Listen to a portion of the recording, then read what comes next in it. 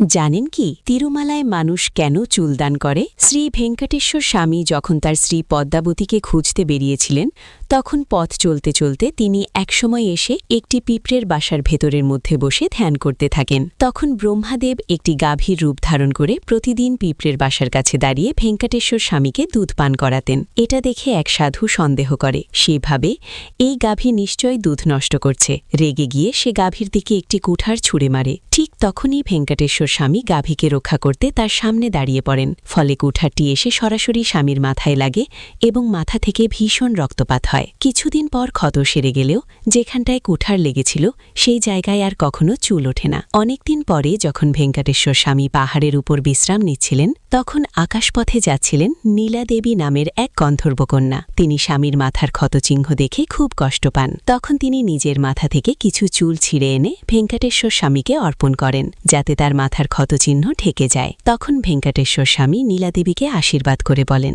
আমার জন্য তুমি নিজের চুল দান করলে, তাই কলিযুগে যে সকল ভক্ত তিরুমালায় এসে আমার ভক্তিতে নিজের অহংকার, সৌন্দর্য ও গর্ব ত্যাগ করে চুল দান করবে, তাদের দানের সমস্ত পুণ্যফল স্বর্গলোকে তুমি লাভ করবে, আর তাদের জীবনের সব দুঃখ আমি দূর করে দেব। সেই দিন থেকেই শুরু হয় তিরুমালায় মাথার চুল দান করার পবিত্র প্রথা। ভক্তরা বিশ্বাস করেন এভাবে চুল দান করা মানে ভগবানের কাছে নিজের অহংকার ও আসক্তি সমর্পণ করা। কমেন্টে লিখুন, জয় শ্রী ভেঙ্কটেশ্বর স্বামী।